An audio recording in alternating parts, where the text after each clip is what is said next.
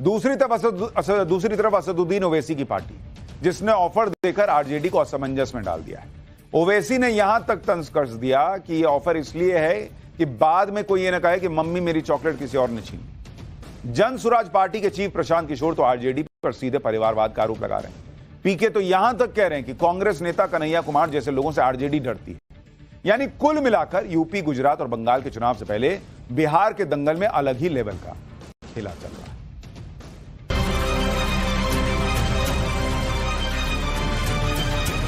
Election commissioner BJP और RSS जैसे बात कर रहे हैं। कानून आपको नहीं छोड़ेगा।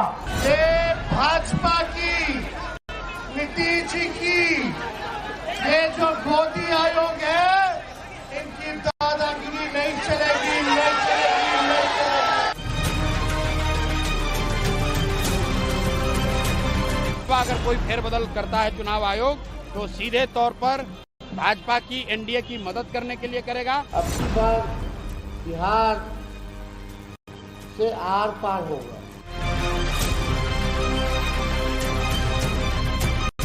तो ये एनआरसी हुआ नहीं हुआ बताओ हमारे को। ये वही लोग हैं जो बिहार में वोटर वेरिफिकेशन पर छाती पीट रहे हैं। बिहार में वोटर लिस्ट के सत्यापन की प्रक्रिया से इन्हें बहुत तकलीफ हो रही है। मतदाता सूची को साफ सुथरा किया जा रहा है तो ये सियासी तूफान खड़ा कर रहे हैं। हैदराबादी भाईजान असदुद्दीन ओवैसी को तो इसमें एनआरसी तक नजर आ रही है। लेकिन सवाल ये भी उठ रहे हैं कि देश में मतदान का अधिकार किसे मिले, देश के नागरिकों को या फिर रोहिंग्या और बांग्लादेशी जैसे सो कॉल्ड अंतर्राष्ट्रीय वोटर्स को। ये सवाल इसलिए उठ रहे हैं क्योंकि चुनाव आयोग के सूत्रों के मुताबिक बिहार के वोटर लिस्ट में बड़ी संख्या में विदेशी नागरिकों के नाम मिले हैं, जिनमें नेपाल, म्यांमार और बांग्लादेश के सिटीजन शामिल हैं। एसआईआर के दौरान डोर टू डोर सत्यापन से यह बड़ा खुलासा हुआ है। चुनाव आयोग का कहना है कि फाइनल वोटर लिस्ट में इनका नाम नहीं होगा क्योंकि एसआईआर का मकसद ही ऐसे अवैध वोटर्स को वोटर लिस्ट से बाहर करना है। वोटर वेरिफिकेशन पर जारी हाई वोल्टेज पॉलिटिक्स के बीच इस सनसनीखेज खुलासे से एक बार फिर से सियासी तलवारें खींच गईं और जुबानी हमलों में मर्यादा की सीमा तक पार होती दिखी। इस खुलासे से ही तेजस्वी यादव इतने आग बबूला हो गए कि सीधे सीधे अब शब्दों और विवादित बयानबाजी पर उतर आए। बिहार में जब बीएलओ जा रहे हैं सर्वे के लिए तो उसमें नाम आ रहा है नेपाली का, बांग्लादेशी का, रोहिंग्या का। ये कैसा है? हमारा लिट्टी तो इंटरनेशनल है लेकिन हमारा वोटर इंटरनेशनल नहीं हो सकता। हमारे यहाँ जो वोट डालने का हक बिहार के लोगों का ही है, बिहार के नागरिक का है। जो बिहार के लोग हैं वही तय करेंगे बिहार का भाग।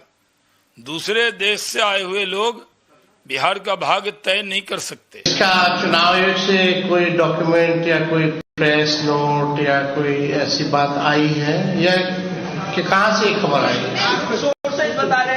सूत्र बताते हैं, हम उस सूत्र को समझते हैं। वेस्ट जो होता है ना, ये वो है,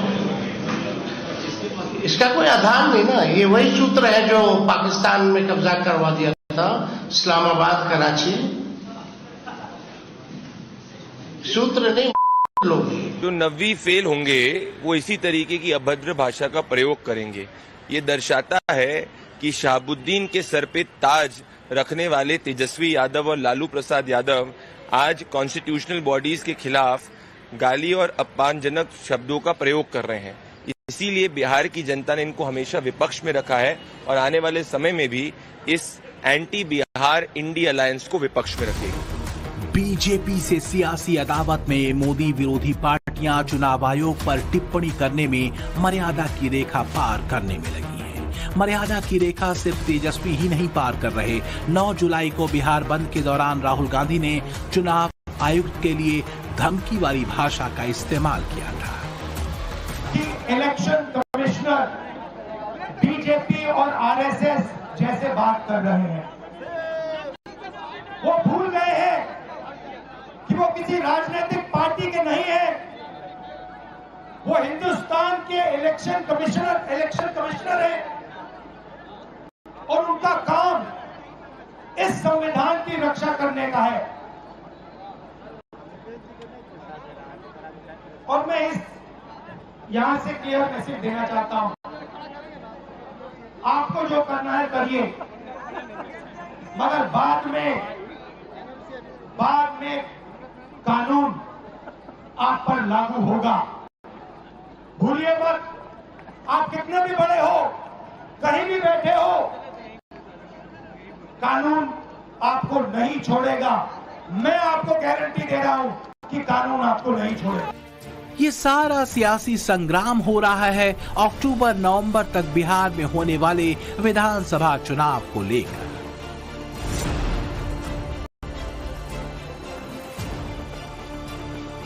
एनडीए नीतीश सरकार की उपलब्धियों और मुख्य रूप से नरेंद्र मोदी के चेहरे पर चुनाव मैदान में जाने की तैयारी कर रहा है। ऑपरेशन सिंदूर को बिहार चुनाव में ट्रंप कार्ड की तरह इस्तेमाल करना चाहता है। दूसरी ओर विपक्षी महागठबंधन बीजेपी के हिंदुत्व के सामने सामाजिक न्याय और व्यवस्था परिवर्तन के मुद्दे पर बिहार में जीत की इबारत लिखना चाहता है। राहुल और तेजस्वी जाति जनगणना, आरक्षण की सीमा बढ़ाने से लेकर निजी क्षेत्र और न्यायपालिका में आरक्षण बहाल करने को ही मुद्दा बनाकर एनडीए का मुकाबला करने के लिए तैयार है। लेकिन कुछ और पार्टियां भी हैं जो इस मुकाबले को बहुकोणीय बनाने की कोशिश में जुटी हैं। ऐसी पार्टियों की लिस्ट में चुनाव रणनीतिकार से राजनेता बने प्रशांत किशोर की जन सुराज पार्टी के साथ ही असदुद्दीन ओवैसी की अगुवाई वाली AIMIM और अरविंद केजरीवाल की आम आदमी पार्टी तक के नाम है। लेकिन सवाल है कि क्या ये पार्टियां बिहार चुनाव में इम्पैक्ट प्लेयर साबित हो पाएंगी? कथित सेकुलर वोटों का बंटवारा रोकने के लिए असदुद्दीन ओवैसी तो विपक्षी महागठबंधन में शामिल होने के लिए बेताब नजर आए। लोकसभा चुनाव में हाशिए पर आए ओवैसी के लिए बिहार चुनाव में सीन करो या मरो वाला है।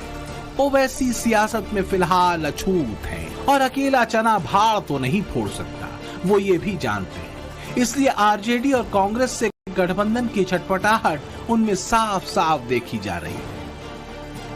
पहले अख्तर उल इमान साहब बात कर रहे, क्या होता देखेंगे। नहीं है तो हम चुनाव लड़ेंगे भाई, दबा के लड़ेंगे। वहां पर एक पॉलिटिकल फोर्स थे, है और रहेंगे इंशाल्लाह। और हमारी पूरी कोशिश जारी है, पूरा हम लोग मेहनत कर रहे हैं और भी मेहनत करेंगे, चुनाव से पहले भी, चुनाव के दौरान भी।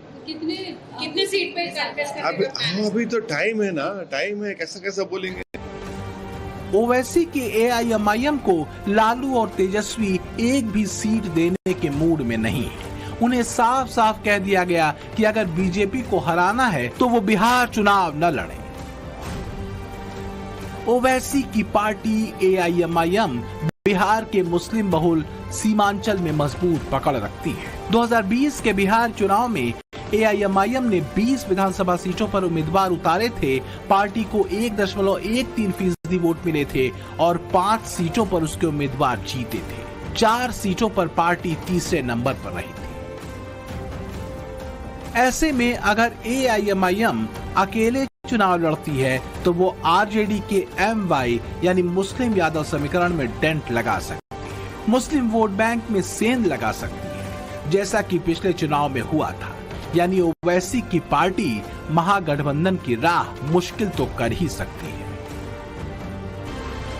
इंडी अलायंस के मंच पर जुगलबंदी करने वाले अरविंद केजरीवाल की पार्टी को भी महागठबंधन में जगह नहीं मिली, लिहाजा आम आदमी पार्टी ने बिहार चुनाव में अकेले ही ताल ठोकने का ऐलान कर दिया।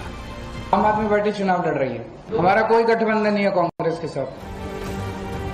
दिल्ली चुनाव में हार के बाद आम आदमी पार्टी बिहार में शिक्षा के दिल्ली मॉडल, मोहल्ला क्लिनिक जैसी योजनाओं को लेकर जनता के बीच जाने की तैयारी में है। लेकिन बिहार का अगला सियासी मिजाज और जातीय गणित के साथ ही लोकल लेवल पर बड़े कद के नेताओं की कमी आम आदमी पार्टी के लिए मुश्किलें खड़ी कर सकती है।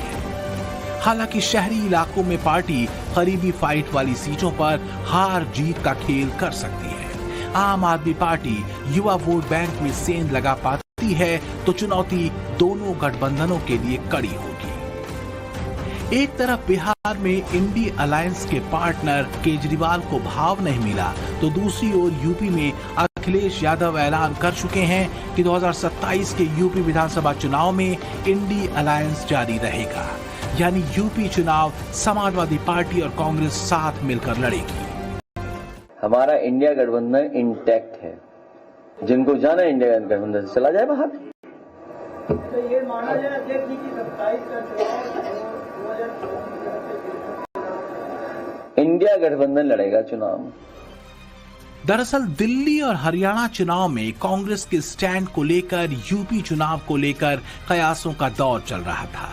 कांग्रेस की तरफ से ये बयान भी आया कि यूपी विधानसभा चुनाव में 80-17 वाला फॉर्मूला नहीं चलेगा। लिहाजा अखिलेश ने एक दांव से कांग्रेस को उलझा दिया कि अगर 2027 में कांग्रेस से गठबंधन नहीं हो पाया तो सपा के पास इसके लिए ग्रैंड ओल्ड पार्टी को ही जिम्मेदार ठहराने का आधार होगा। कांग्रेस को साथ लेकर चुनाव लड़ने के ऐलान के पीछे अखिलेश के दो मकसद हैं, एंटी वोट का बिखराव रोकना और चुनावी लड़ाई को डायरेक्ट फाइट का रूप देना। 2027 में उत्तर प्रदेश की जनता न केवल सस्पेंड करेगी बल्कि हमेशा हमेशा के लिए विदाई कर देगी। लेकिन बिहार में ऐसा नहीं हो पा रहा। हरियाणा से लेकर दिल्ली तक विधानसभा चुनावों में कांग्रेस ने जिस तरह गठबंधन से परहेज किया और एंटी बीजेपी वोटों का बिखराव हुआ, उसे लेकर अखिलेश अभी से ही हाई अलर्ट मोड में है। लेकिन लगता है बिहार में तेजस्वी अति आत्मविश्वास के शिकार हैं। अब की बार बिहार से आर पार होगा और मोदी जी और इलेक्शन कमीशन ये ना समझे कि गुजरात है, ये जो है बिहार है और बिहार के लोग सचेत हो चुके हैं, अलर्ट है। आप देखिएगा जहां 90% मतदाता वंचित उपेक्षित वर्ग से, उनकी रोटी छीन सकते हैं, लेकिन वोट का अधिकार जो है भाजपा इलेक्शन कमीशन। तेजस्वी बीजेपी को खबरदार कर रहे हैं, लेकिन आम आदमी पार्टी और एआईएमआईएम से लेकर जन सुराज की रणनीति ने एनडीए और महागठबंधन दोनों को उलझा दिया है। प्रशांत किशोर जातियों के मकड़जाल में उलझी बिहार की राजनीति में बदलाव की बात कर रहे हैं। रोजगार और पलायन के साथ ही शिक्षा जैसे युवाओं से जुड़े मुद्दे लगातार उठा रहे हैं। बिहार की जनता ने लालू नीतीश मोदी को 30 साल देख लिया। आप लोग सब सभा में थे, हम तो कोई भाषण नहीं दिए, लोगों से पूछवाया भाई मोदी के नाम पे वोट दोगे? एक एक आदमी ने कहा नहीं देंगे। मैंने पूछा भाई क्या लालू का लालटेन वापस चाहिए? एक एक आदमी ने कहा नहीं चाहिए। अब हम लोग को बिहार में लालू नीतीश मोदी का राज नहीं, जनता का राज चाहिए। बिहार में हम लोग को शिक्षा और रोजगार चाहिए। बिहार की सियासत में तीसरा फ्रंट या त्रिकोणीय लड़ाई बनने के लिए जी तोड़ मेहनत कर रहे प्रशांत किशोर की राजनीति को यूथ फोकस्ड पॉलिटिक्स से जोड़कर ही देखा जा रहा है।